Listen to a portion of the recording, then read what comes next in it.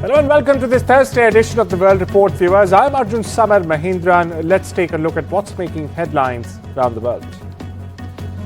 New Delhi today is turned into the very center of global diplomacy as Vladimir Putin is landing for his first India visit in years together, viewers. Now, this Modi-Putin summit is not just about ceremony, it's not just ceremonial, it's about recalibrating a decades-old partnership for today's reality. Now at the very top of the table lies defense. India is in fact looking to push its modernization drive all the way from exploring the S-500 missile shield to do more clarity on the Su-57 5th-gen fighter program. Meanwhile, energy, industry, space and agriculture will round off the conversation with New Delhi keen on long-term oil security, new investments and tech sharing that actually delivers on the ground. Meanwhile, civil nuclear cooperation and counter-terror coordination will also get a fresh push. Meanwhile, my colleague Vishal Vivek joins us from Bharat Mandapam in national capital Delhi. Vishal, what's the sense of anticipation that's building? What are the security arrangements that have taken place, and what can we expect over the next 2 odd days or so? Well, Arjun, Delhi has turned into a fortress. I am at one of the places where Vladimir Putin, the Russian president, is set to visit tomorrow. I'm right now at Bharat Mandapam, and I'll show around what kind of arrangements have been done to welcome Mr. Putin. Today also we have a set of programs. You can see it says sell to Russia, new opportunities for Indian businesses.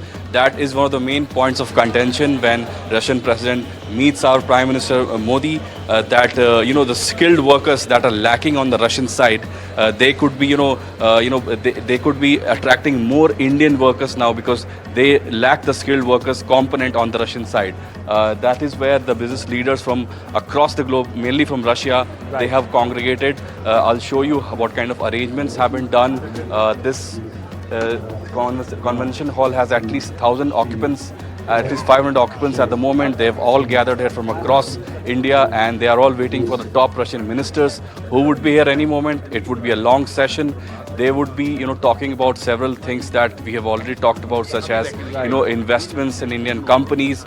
We've heard from reports that Russian fertilizers could be sent to India now in, huge chunks. So these are some of the, main things that will be talked about when the business leaders come here, and also some Russian ministers are also expected to be here around 2:30 when that big event starts. Right, thank you so much for getting us the latest from Bharat Mandapam there, where a lot of events have also been planned on the very sidelines of this all-important Modi-Putin summit. Meanwhile, viewers, when the chips were down, India did not stand alone. In Operation Sindoor, an old friend indeed step in it did, with steel, speed and firepower alike. There's no points for guessing here who this partner really is. So quickly, let's break down how Russia's decades-deep partnership powered India's battlefield edge.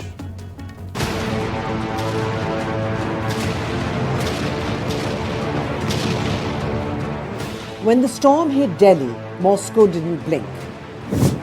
Because some friendships never fade. They forged themselves in fire, and in Operation Sindoor, that iron bond showed its strength again. Russia, India's all-weather friend, a partnership older than most of the systems it built.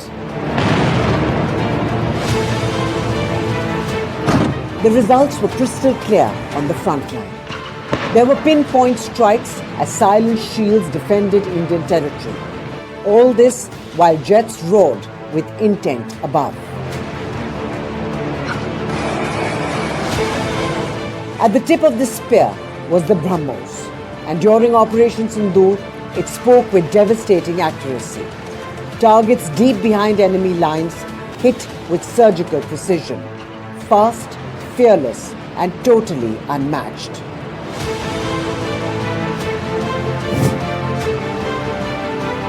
Above the battlefield, another giant stood guard.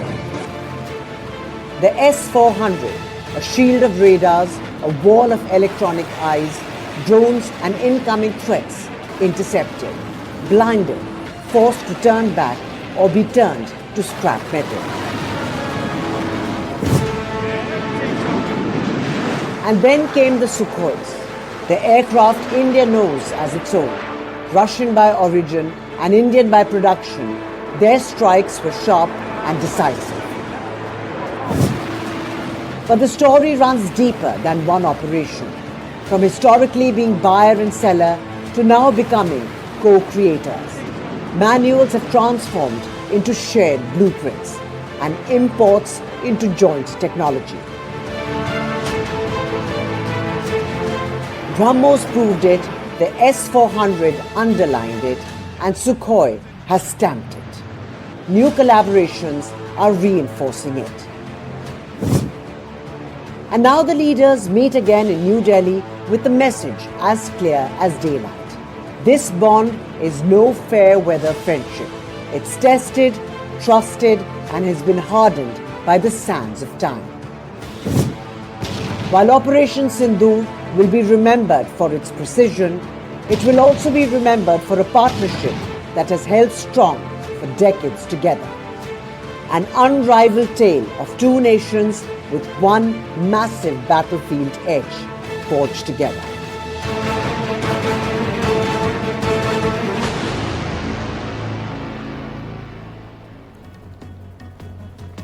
Over in Washington, viewers, Donald Trump now says his advisors believe Vladimir Putin wants to end the war with Ukraine. That's correct. U.S. President Trump has said Vladimir Putin wants to end the Ukraine war even after U.S. envoys left Moscow without a breakthrough earlier on Monday. Now, Trump says he believes Putin is open for ending the nearly 4-year-old war in Ukraine. His envoy Steve Witkoff and son-in-law Jared Kushner held hours of talks with Mr. Putin inside the Kremlin, around 5 hours of talks at that, but both sides say no compromise has been reached as of now. Moscow, however, called parts of the US plan unacceptable, including proposals for Ukraine to give up territory in the eastern Donbas region. Now, still, Trump has described the meeting as very good, going on to say that his team came away with the impression that Mr. Putin would like to end the war. Now, the envoys will now meet Ukraine's top negotiator Rustem Umerov in Florida for follow-up talks. Meanwhile, here's Trump for you. In Ukraine, Steve Witkoff and Jared Kushner were there last night with Vladimir Putin.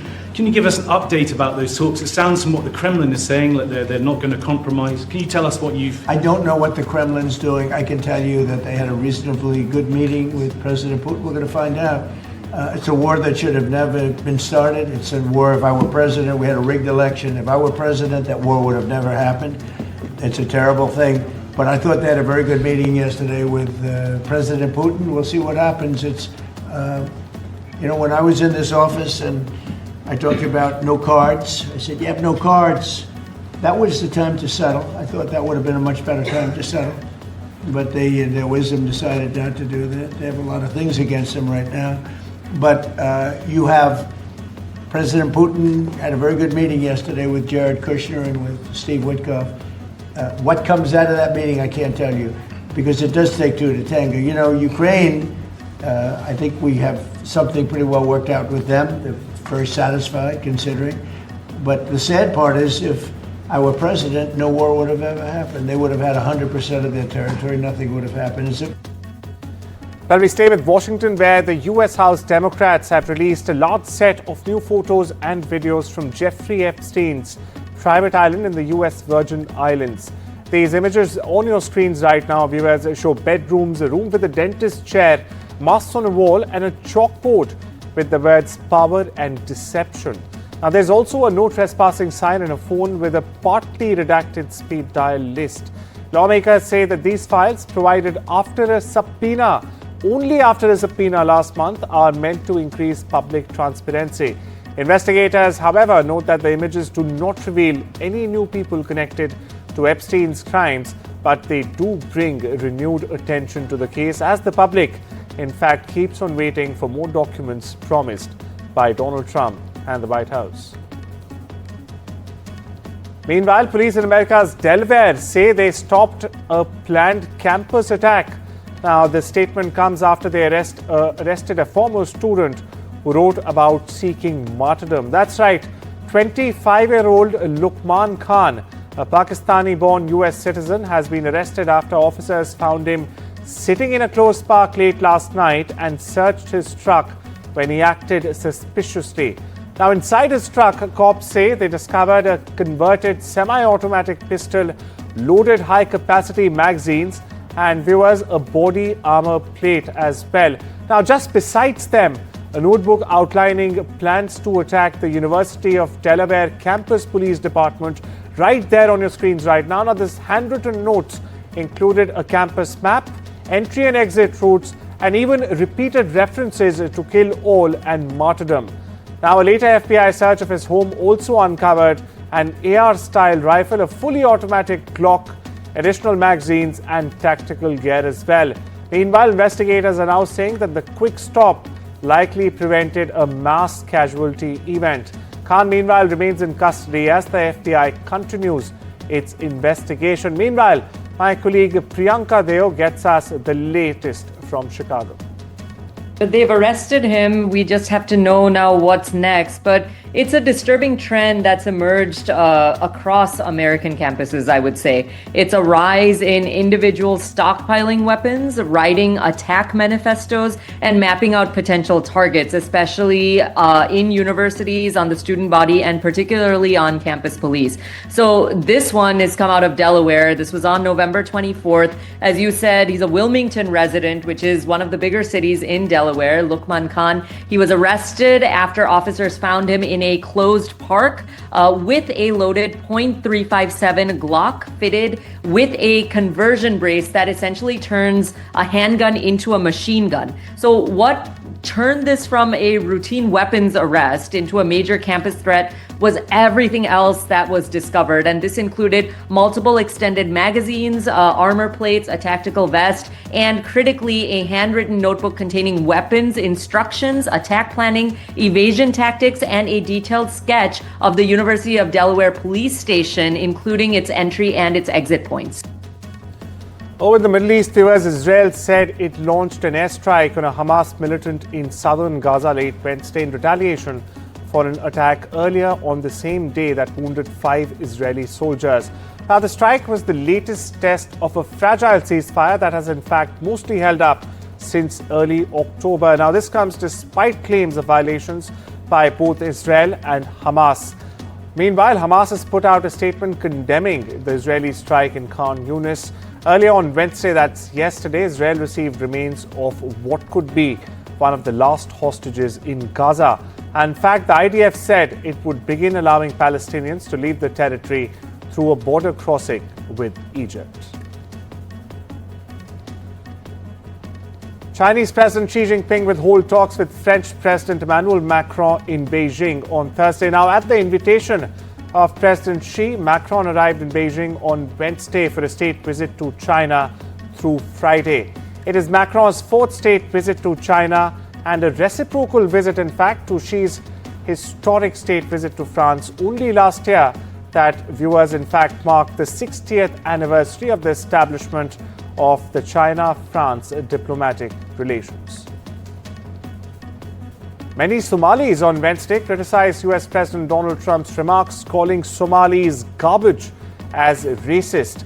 Now, Trump has become increasingly focused in recent weeks on Somalis living in the U.S., underlining repeatedly and saying that they have caused a lot of trouble in the country. Now, on Tuesday, a reporter said he did not want Somalis in the U.S. because they contribute nothing, in Donald Trump's own words. Now, Trump soon after, a person familiar with planning said federal authorities are preparing a targeted immigration enforcement operation in Minnesota, that would primarily focus on Somali immigrants living unlawfully in the U.S. Meanwhile, we get you a reaction from Somalia.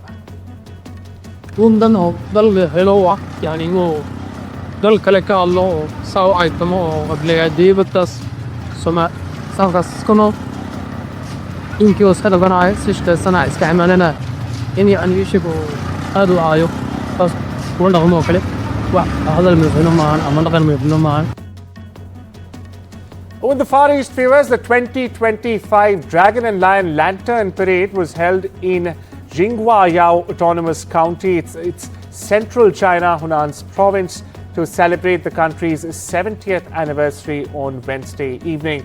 Now, 70 teams have showcased various Yao ethnic groups' traditional dragon lanterns in a single parade, creating a festive atmosphere. Now, the Autonomous County is the county with the largest Yao population in China, for perspective.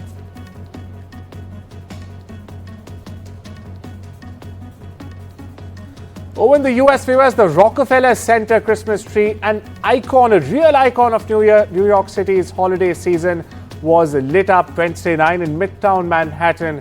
Now, this as crowds wearing Santa hats and Christmas light necklaces cheered on. This year's towering evergreen is illuminated with more than 50,000 multicolored LED lights and is topped by a Swarovski star weighing more than 400 kilos. We'll leave you with these visuals. We'll be back right after this short break.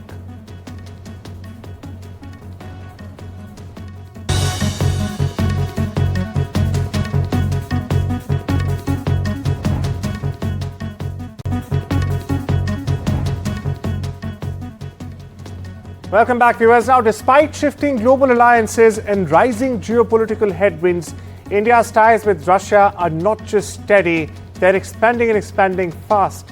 From discounted oil imports that have literally reshaped India's energy basket to cutting-edge defense deals, and of course a bold push on nuclear power and connectivity through the INSTC.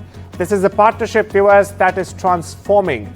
Now, this next report breaks down the numbers, the leverage, and the long game as both countries push towards a $100 billion partnership by 2030. Take a look. India's trade with Russia is at its highest ever, nearly 12 times what it was a decade ago. Fueled largely by India's purchases of discounted Russian crude. At the same time, Indian companies are pushing deeper into Russia's market with pharmaceuticals, machinery, food products, and IT services. Oil remains the biggest pillar. November imports hit a 5-month high even as Washington tightened sanctions on Russian producers. We are not the biggest purchasers of Russian oil, that is China. We are not the biggest purchasers of Russian LNG. We are a country where actually the Americans said for the last few years that we should do everything to stabilize the world energy markets, including buying oil from Russia. Incidentally, we also buy oil from America, and that amount has been increasing. Both sides now aim for $100 billion by 2030. Key to that target, new connectivity. The international north-south transport corridor is increasingly moving cargo at scale. And the planned Chennai-Vladivostok Sea Link aims to connect India's east coast directly to Russia's far east. Civil nuclear cooperation remains strong. Rosatom continues supplying fuel and technology for projects like the Kudankulam plant, a partnership Russia says India chose when other countries hesitated. Defense ties, despite India's diversification push, remain central. From submarines to air defense systems, Russian equipment still forms a large part of India's arsenal. Joint drills and upgrades to the Su-30 fleet keep the partnership active. India and Russia are also in talks to finalize a major deal for 5 more S-400 regiments, which would bring India's total to 10, one of its biggest long-range air defense deployments. From crude to nuclear fuel, from defense hardware to new transport corridors, the India-Russia economic story remains broad and resilient. And despite geopolitical pressure, both sides appear determined to deepen a relationship shaped by long-term strategic interests. Bureau Report for NDTV World. Well, that's all the updates and news we have for you this Thursday. Take care and have a wonderful day, viewers.